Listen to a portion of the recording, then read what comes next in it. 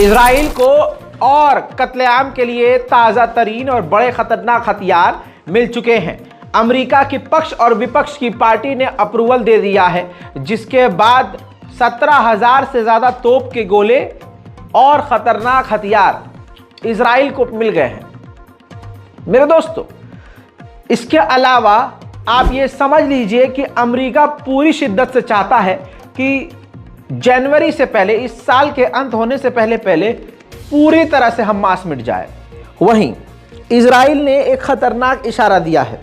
Israel ने इशारा ये दिया है कि इस गाज़ा के ऑपरेशन के बाद हिजबुल्लाह के ऊपर भी इसी तरह से हमला करे और उनका वही हाल करे जो गाज़ा का हुआ है।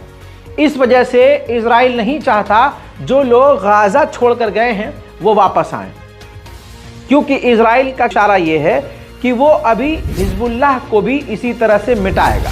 उधर ईरान ने साफ बताया है कि ये अब बिल्कुल क्लियर हो गया है कि जिस तरह से अमेरिका ने यूएन के अंदर अपनी वीटो पावर का इस्तेमाल करके इस जंग को रोकने से इनकार कर दिया, इससे साफ जाहिर हो गया है कि इस जंग के पीछे का मेन कैरेक्टर और एक्टर कौन है, कौन गाज़ा के कत्लेआम का जिम्मेदार है और कौन गज़ा में कत्लेआम करवा रहा है। अब ये बिल्कुल साफ हो गया है और इससे अब ये जंग और भी ज़्यादा बढ़ जाएगी। तुर्की के राष्ट्रपति एर्दोगान ने ताज़ा हालिया बयान में कह दिया है कि इजराइल अपना क्राइम पार्टनर बना रहा है, जेनोसाइड पार्टनर, जिनके साथ मिलकर वो गाज़ा में कत्लेआम कर रहा है।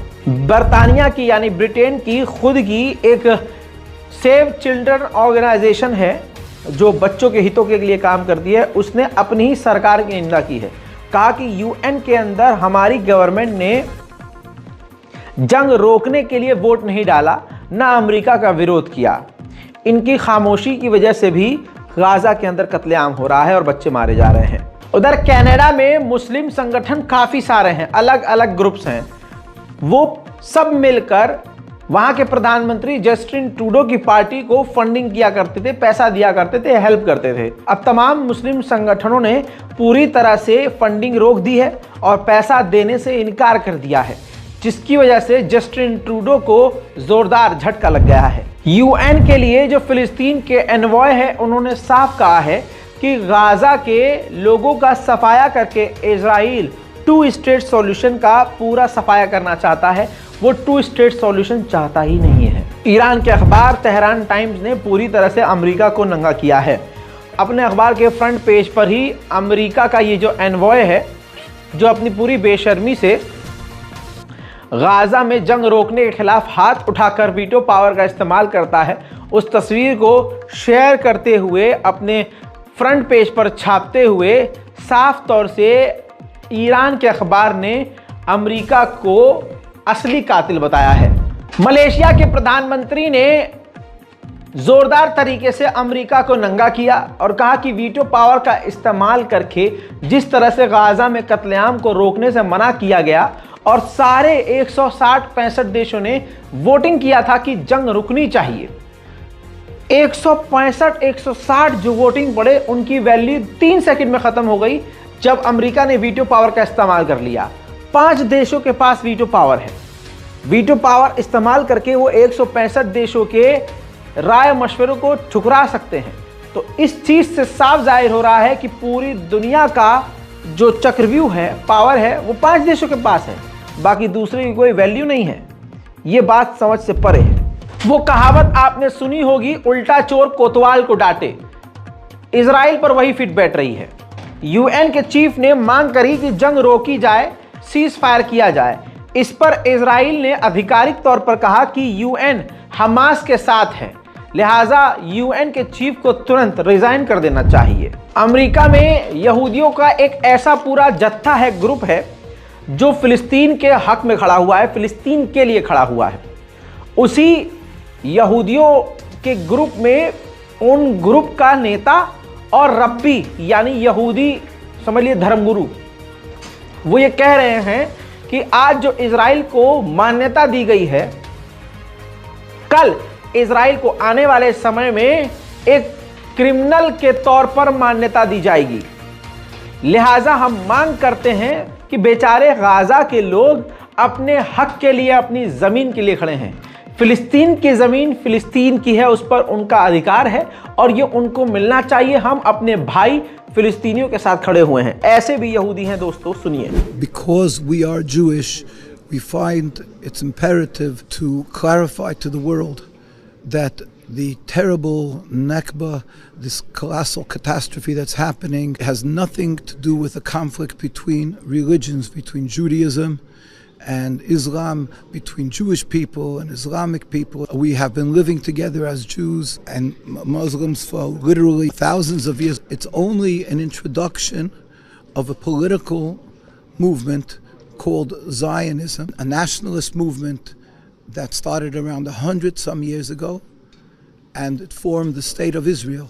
And they're using the name of Judaism to declare war on the people of Palestine, to declare and vilify the people of Palestine that they're anti-Semites, anti-Jews. That's totally repugnant and false. We lived together, we helped each other grow in every Arab land, and the Arab and Muslim people took us in when we were being persecuted in Europe.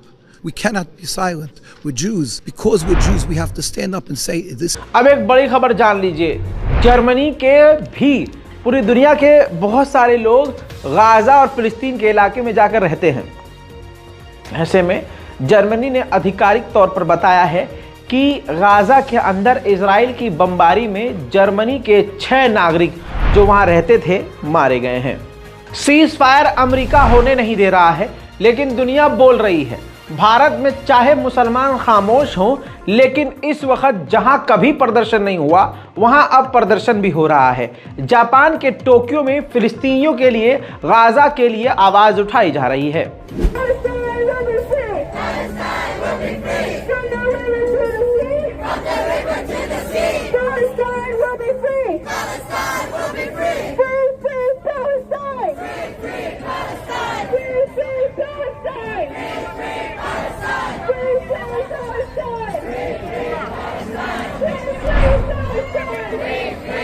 मेरे दोस्तों, Gaza के लड़ाकू संगठन ने बताया कि हमारी कैद में जो यहूदी हैं उनकी परवाह इजराइल को नहीं है, क्योंकि इजराइल की सेना ने उनको आज़ाद करवाने के लिए अटैक किया और उस अटैक में जो कैद में हमारे यहूदी था वो उन्हीं के अटैक में मारा गया।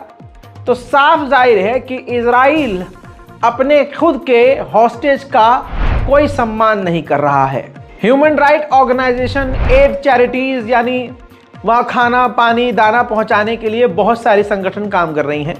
सबने मिलजुल कर बयान दिया है कि जिस तरह से भूख बढ़ रही है और भूख की वजह से जो वहाँ बीमारियाँ बढ़ रही हैं और वहाँ जो डिजीज़ फैल रही है, गंदगी फैल रही है, सही खाना पानी ना होने की वजह से बीमारियाँ बढ़ रही हैं, आने वाले समय में हाल और बुरा हो सकता है। ये सब ने मिलजुल कर एड चैरिटीज ने बयान जारी किया है। इजराइल की डिफेंस फोर्सेस ने आधिकारिक तौर पर कहा है कि हमास की पकड़ गाजा के अंदर अब कम हो रही है। इसके अलावा मैं आपको ये तस्वीर दिखाना चाहूँगा। IDF ने फुटेज रिलीज किया है जिसमें दिखाया है कि गाजा के लड़ाकों ने, हमास के लड़ाकों ने और दूसरे संगठनों के लोगों ने हमारे आगे घुटने टेक दिए हैं, हथियार डाल दिए हैं और हमने उनको गिरफ्तार कर लिया है। ये तस्वीर इजराइल की डिफेंस फोर्सेस ने जारी की हैं। इस गिरफ्तारी के बाद इजराइल ने बताया कि जिन लोगों को हमने गिरफ्तार किया है उन्होंने बताया कि हमारे लीडर से, यानी हमास के जो लीडर हैं बड़े, उनसे हमारा खुद कोई कांटेक्ट नहीं हो पाया है और कई दिनों से नहीं हो पा रहा था। बात कमाल की ये है कि जिनके 1-2 लाख फॉलोवर हैं इंस्टाग्राम पर, वो मुल्ले, वो मुसलमान, डरपोक, फट्टू बेचारे, क्या कहूँ, इनके अलावा मैं कुछ अभद्र भाषा इस्तेमाल नहीं कर सकता, लेकिन मन में बहुत करता हूँ। ऐसे लोग फ़िलिस्तीन के समर्थन में एक पोस्ट नहीं कर रहे कि कहीं उनका अकाउंट न उड़ जाए, और जिनके मिलियंस में 3-3, 4-4 मिलियंस उनके फॉलोवर हैं और वो मुसलमान भी नहीं हैं, वो खुलकर फ़िलिस्तीन के लिए बोल रहे हैं। तो शर्म करो तथाकथित वो मुसलमान इन्फ्लुएंसर जो अपने आप को समझते हैं, जिनके 20,000 फॉलोवर होने पर वो इंस्टाग्राम पर डिस्क्रिप्शन में लिख देते हैं DM for collaboration manage by फलाना अलाना धमाका। औकात में रहो बेटा, औकात। तुम्हारी औकात क्या है तुम खुद देखो। आपकी स्क्रीन पर ये एक DJ है, इसका इस्लाम से कोई लेना देना नहीं है, मुसलमान से इसका कोई लेना देना नहीं है। ये ब्रिटेन की एक बेहतरीन मशहूर नूरिया नाम की डीजे आर्टिस्ट हैं। इन्होंने डीजे म्यूज़िक के दौरान डीजे को रोककर पूरी तरह से फ़िलिस्तीन के लिए आवाज़ उठाई है। Because since when is hummus not ours? Since when are embroideries not ours? Since when are our sounds not ours?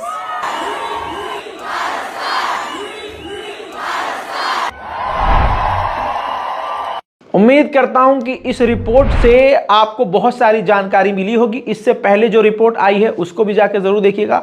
आने वाले समय में आज दिन में और भी अपलोड आने वाले हैं। हालांकि दोनों नाक बंद है, सर में दर्द है, चक्कर है, ज़ुकाम है, बेहद हालत ख़राब है, लेकिन आपके सामने आपकी मोहब्बत में आ रहा हूं तो एक लाइक तो बनता है। वीडियो को शेयर कीजिए, दुआ में याद रखिए। जय हिंद।